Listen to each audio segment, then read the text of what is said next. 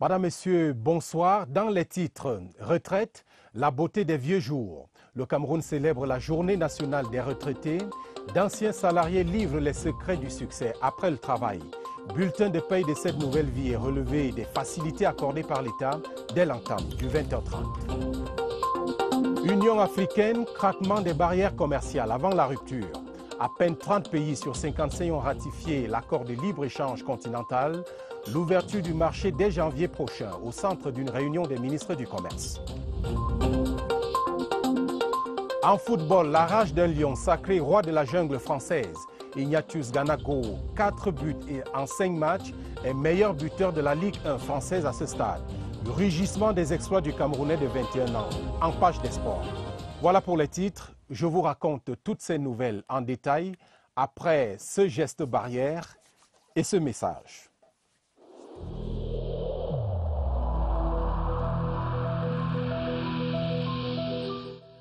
Il est essentiel que les mesures qui ont été indiquées soient absolument respectées par chacun de nous. Lavez-vous régulièrement les mains à l'eau et au savon ou à l'aide d'un gel hydroalcoolique. Restez à au moins 1 mètre de distance des autres personnes, surtout si elles toussent, éternuent ou ont de la fièvre. Si vous avez de la fièvre, de la toux ou des difficultés à respirer, consultez un médecin.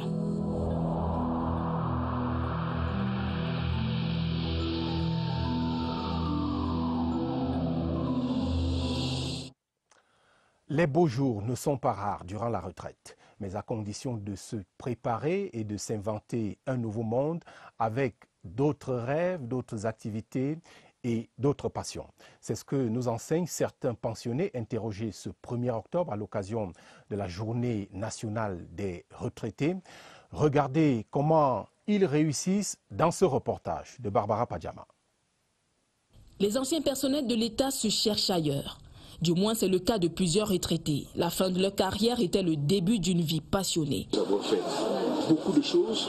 Maintenant, il faut que nous fassions ce que nous voulons. Nous sommes rentrés maintenant chacun dans sa passion. Je fais un peu de consultation.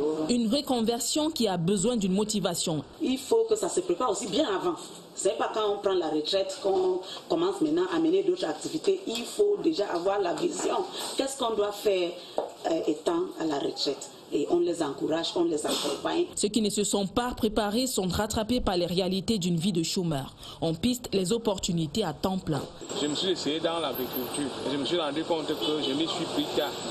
Ça ne valait pas la peine de cesser de pouvoir. Mais beaucoup deviennent leurs propres patrons, comme ce vieux retraité depuis 16 ans.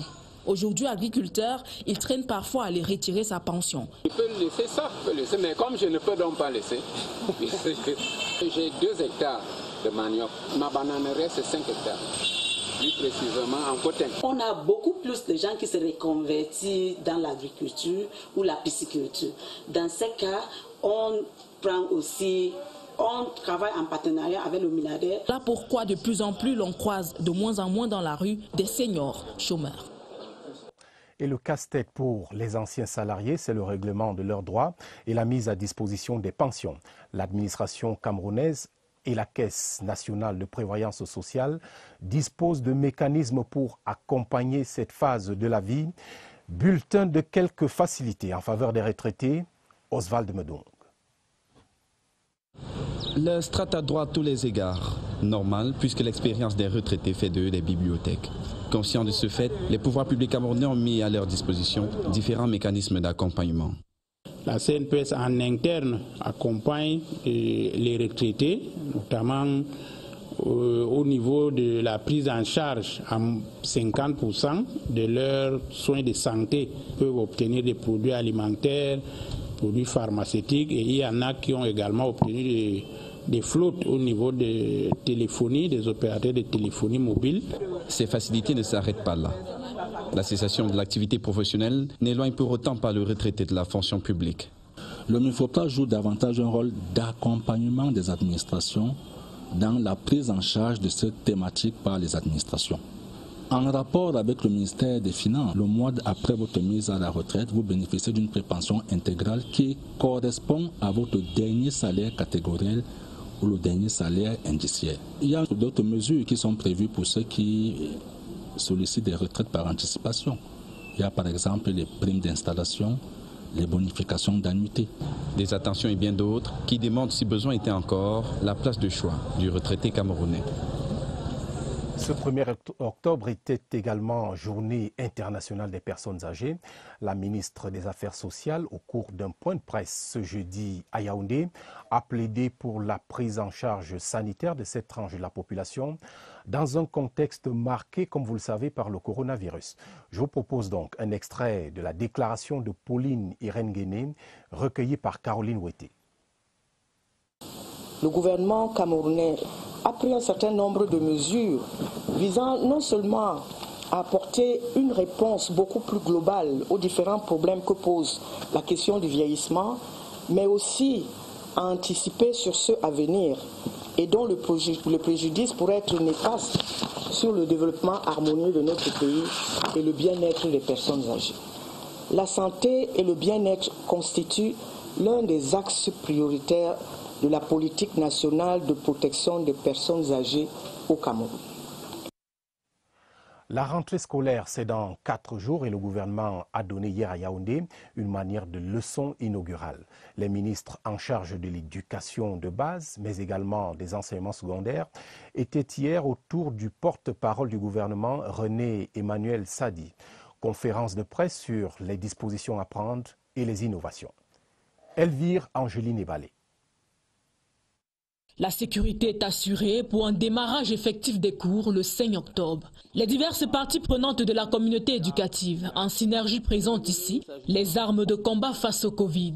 Des dispositions sont prises avec des innovations à l'appui. S'agissant de l'éducation de base, quelques innovations annoncées sur le plan purement pédagogique, axées principalement sur l'enseignement hybride, blended learning, qui mettent en avant la pédagogie de la classe inversée.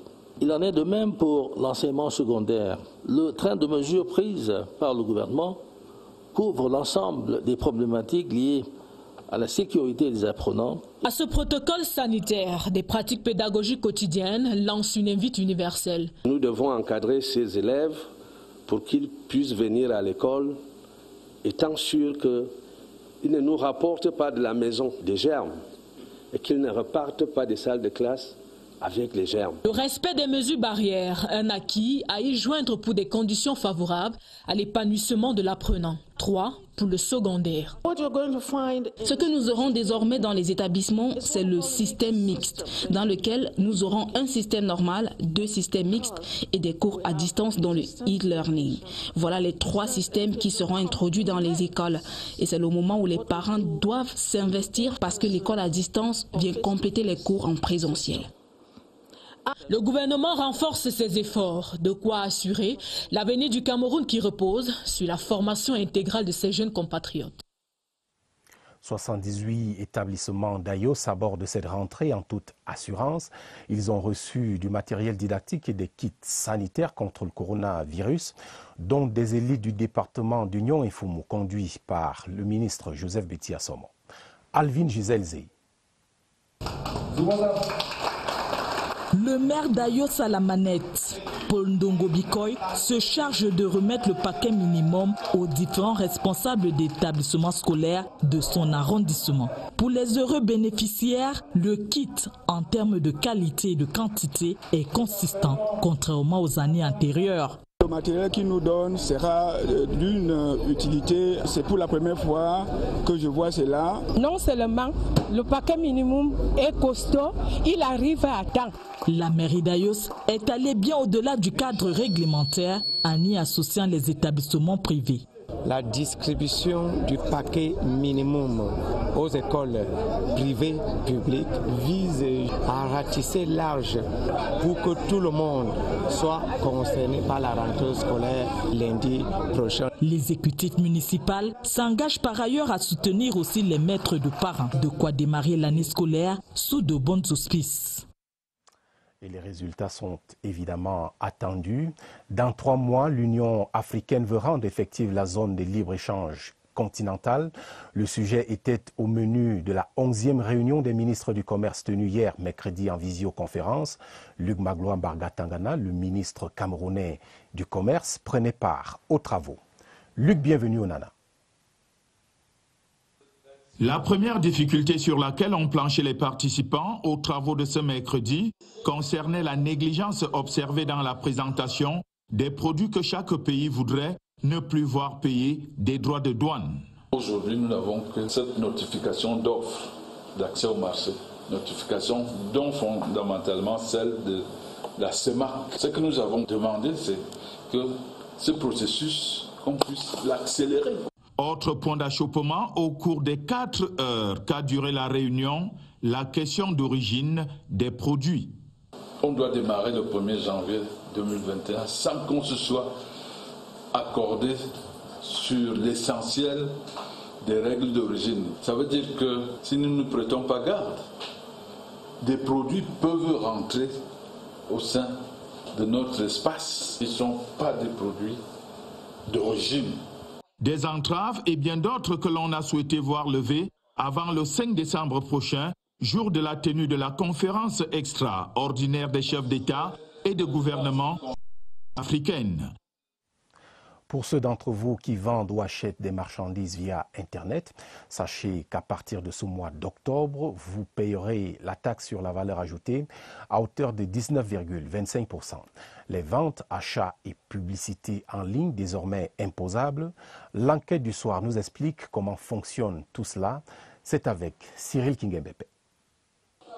Cette marchandise a été commandée, payée en ligne avant d'être livrée à son propriétaire. Coût de l'opération, 31 500 francs CFA.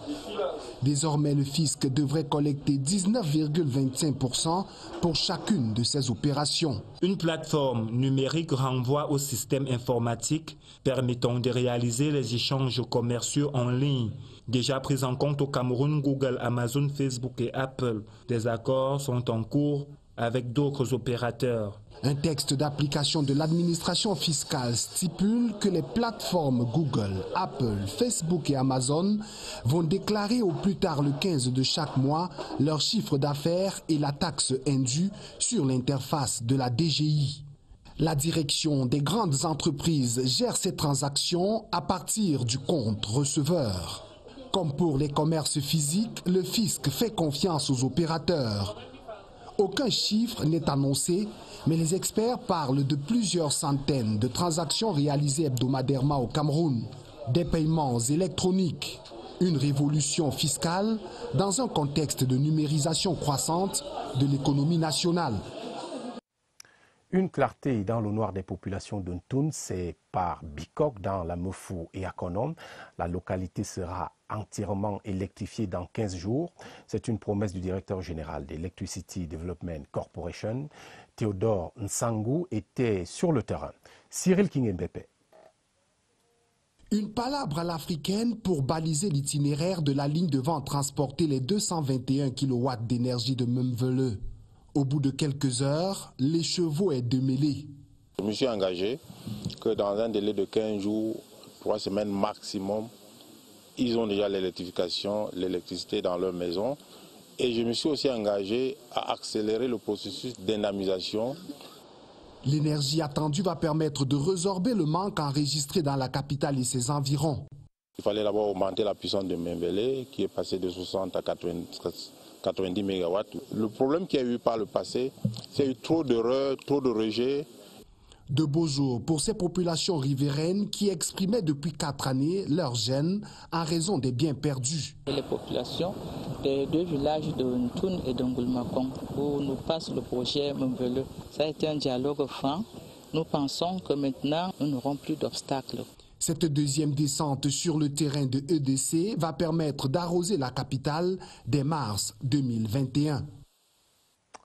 Cela permettra aux élèves de Ntoun d'aborder la rentrée sereinement.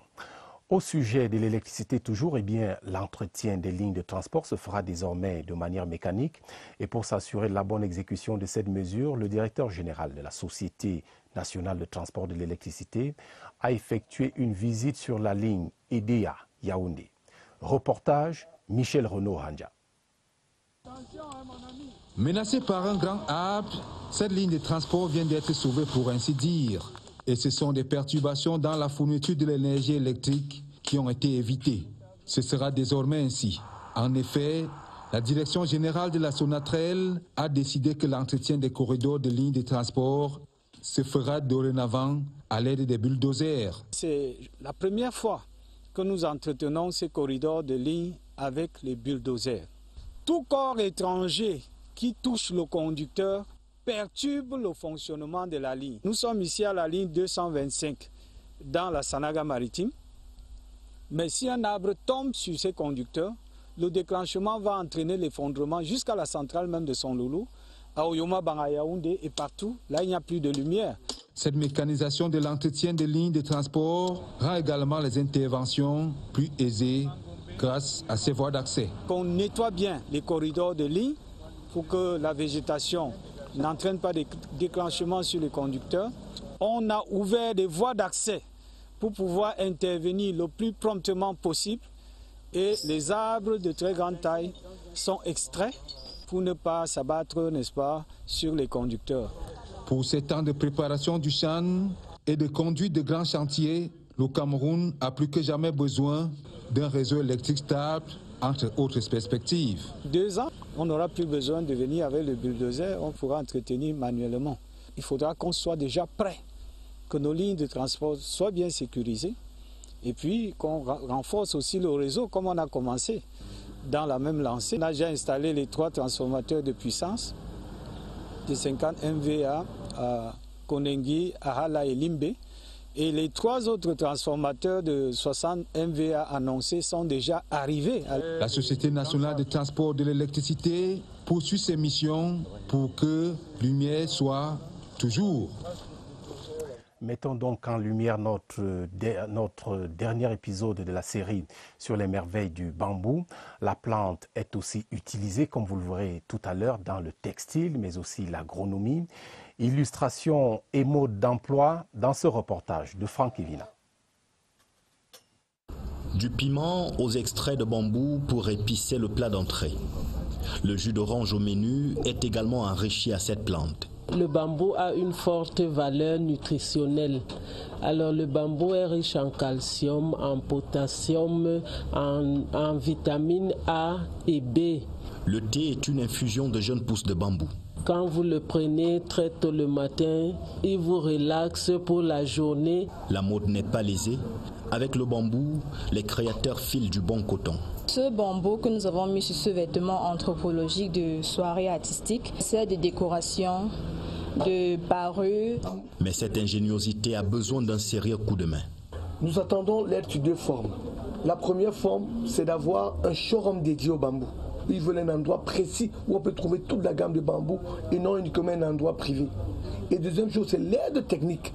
Un plaidoyer pour une production à grande échelle sur toute la chaîne de valeur du bambou. Ne cassez donc plus vos bambous, s'il vous plaît. Le Cameroun veut diriger l'Organisation internationale de la protection civile. Le gouvernement vient d'ailleurs de présenter la candidature de Mariatou Yap, directeur de la protection civile au ministère de l'administration territoriale. L'élection, quant à elle, est prévue ce mois d'octobre à Genève, en Suisse. Séverin Legambeli. Le gouvernement a choisi la formule d'une sortie publique à l'hôtel Hilton pour présenter la candidature du Cameroun au secrétariat général de l'Organisation internationale de la protection civile. Celle que porte Mme Mariatou Yap, directeur de la protection civile au ministère de l'administration territoriale, actuelle vice-présidente de l'Assemblée générale de l'OIPC. Le Cameroun y va avec l'ambition de faire valoir ses nombreux atouts. Sur la liste de 4 postulants, il est le seul pays à présenter une candidature féminine. Il a l'avantage de son bilinguisme et de son caractère laïque. Et surtout, il a l'intention de tirer avantage de l'expérience des États avancés tels la Russie pour renforcer les capacités de réponse structurelle et opérationnelle de la protection civile. Vous savez qu'en matière de protection civile, c'est-à-dire la gestion des risques de catastrophe, aucun pays ne peut avoir tous les moyens qu'il faut pour y faire face. Donc c'est à travers la mutualisation que la réponse est plus forte. L'élection a lieu le 14 octobre prochain. Entre-temps, la diplomatie camerounaise est entrée en scène avec le précieux concours de son Excellence Salmon Ehet, chef de la mission permanente de la République du Cameroun auprès de l'Office des Nations Unies, de l'Organisation mondiale du commerce et des autres organisations internationales à Genève.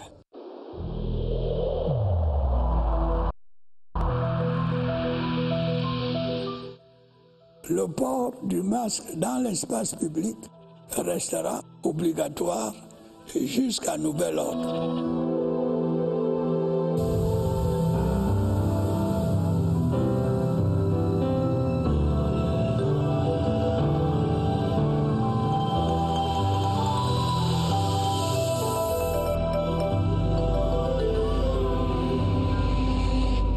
C'est le temps de la riposte nationale contre le coronavirus, le point de l'évaluation de la pandémie avec les derniers chiffres qui viennent d'être rendus publics.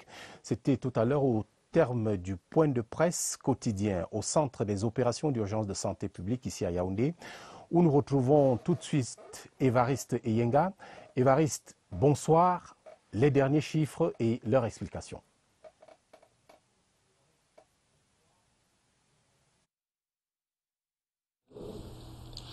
Bonsoir Romuald. Pour les derniers chiffres, il s'agit des cumuls des cas positifs, 20 924 désormais, les guéris 19 764, les décès 420, hospitalisation 21 patients seulement, le taux de guérison est de 94%. Explication, il y a la contamination qui est en baisse, il y a les décès en régression, l'hospitalisation en recul. Si on s'arrête sur les contaminations en baisse, les chiffres sont éloquents par eux-mêmes. Les cas positifs, 20 924, soit 212 supplémentaires enregistrés en l'espace de 7 jours, soit une moyenne de 30 par jour, ce qui n'est pas significatif lorsqu'on fait un total de 10 régions. Si on prend le cas des décès, 420, on en était à 418 jeudi dernier, soit 2 décès uniquement enregistrés. Donc, par vous-même, vous pouvez déduire la régression de ces chiffres. Voilà quelques leçons que l'on pouvait tirer, quelques interprétations de ces chiffres. Plus de détails tout à l'heure avec notre invité. Ce soir, je reçois le docteur Axel Claude Mikandi. C'est la personne indiquée. Il est le gestionnaire des données prise en charge médicale Covid-19. Bonsoir docteur. Bonsoir monsieur Évariste. On a bien remarqué que les chiffres sont en régression, ce qui est un bon indicateur qui conforte la maîtrise de la pandémie en fait. Maintenant, il reste visiblement un souci, c'est la prise en charge des cas Covid-19.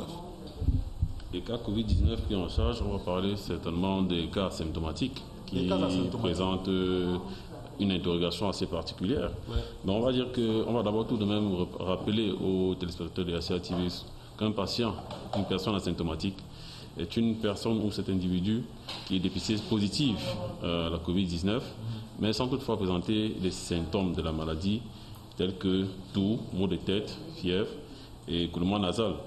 Maintenant, selon les protocoles standards établis, une personne considérée comme étant asymptomatique peut être prise en charge en communauté, c'est-à-dire suivi à domicile. Et également, cette personne est soumise à un certain nombre de protocoles et un certain nombre de mesures qui devraient être observées avant cette prise en charge-là. Maintenant, il faut savoir que cette personne prise en charge en communauté est présentée comme étant un vecteur silencieux, donc constitue et peut constituer un danger pour sa famille, son voisinage, sa communauté. C'est donc tout l'intérêt ici encore de rappeler aux populations camerounaises l'intérêt de se faire suivre dans les centres spécialisés de prise en charge qui assurent un suivi pointu et optimal de nos cas Covid-19. C'est bien noté. Docteur Mikandi, merci d'avoir accepté notre invitation. On n'ira pas au-delà de cette unique question. Ce soir, demain, Romuald, on va reprendre le train du compte à rebours de la rentrée scolaire souhaitée sans Covid-19. À vous le plateau.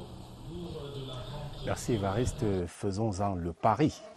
Vache maigre dans le jeudi des régions ce soir, les céréales qui font office de pain quotidien sont rares dans la région du Nord. Conséquence immédiate de la flambée des prix de ces aliments sur les marchés. Les experts montrent du doigt les changements climatiques. Oumarou Boubakari, notre correspondant des CRTV Nord, se met à table pour le point de la situation.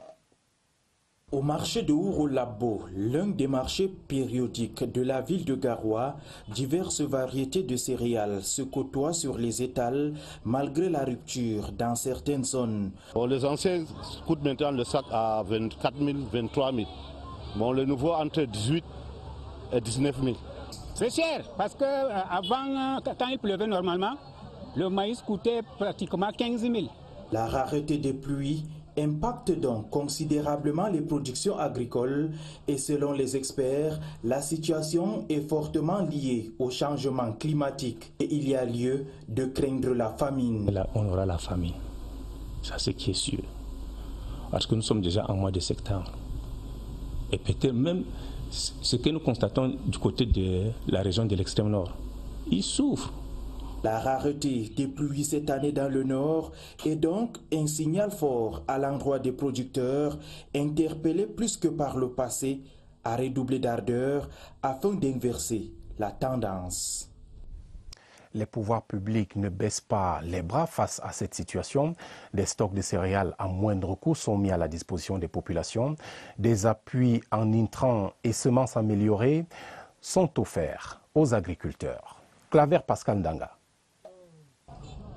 Pour faire énergiquement face à d'éventuelles pénuries ou la hausse vertigineuse des prix de céréales, des stocks de sécurité alimentaire sont constitués avec le concours de l'office céréalier. Nous avons préféré privilégier les populations en cette période difficile de soudure pour pouvoir s'approvisionner à raison d'un sac par individu. Nouvelles techniques culturelles sont mises en place pour atténuer les effets néfastes du changement climatique qui affecte considérablement la production agricole. Nous avons eu à distribuer des semences améliorées de maïs. Nous avons à distribuer 50 tonnes de semences. Nous avons à distribuer quelques engrais. Nous avons à distribuer 26 tonnes de semences de riz pluvial. Nous sommes aujourd'hui en train de vouloir accompagner les producteurs qui font dans le sorgho de contre-saison, le mousquari. Des variétés de semences plus productives sont également développées. Des efforts qui certainement vont booster la production céréalière afin d'éloigner la région du Nord du spectre d'une crise alimentaire. 20 heures passées de 57 minutes à Métète, c'est dans la région du centre. Et nous y allons tout de suite à la rencontre d'une femme dans la préfectorale. À 44 ans, Yvonne Josiane Vomon, épouse Nkoela, prend le commandement de l'arrondissement de Nkolmétète dans le Nyong-Esso, région du centre, comme sous-préfet des lieux. Voici son portrait brossé par une autre femme, Danielle Menanga. Prenez le commandement. Elle est la 16e femme dans le cercle très fermé des sous-préfets au Cameroun.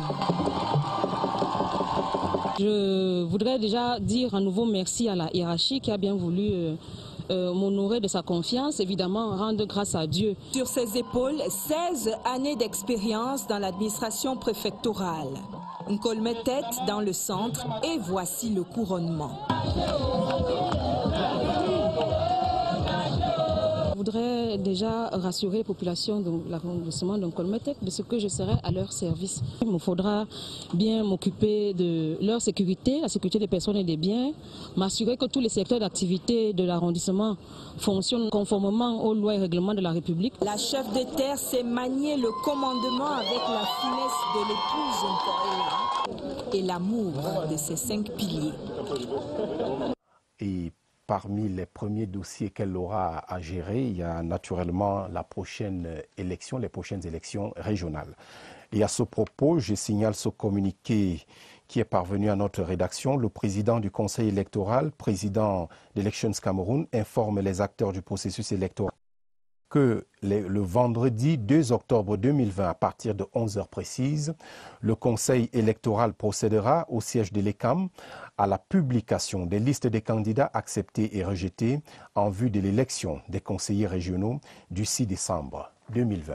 C'est un communiqué signé du président du Conseil électoral, Eno Abrams-Egbe.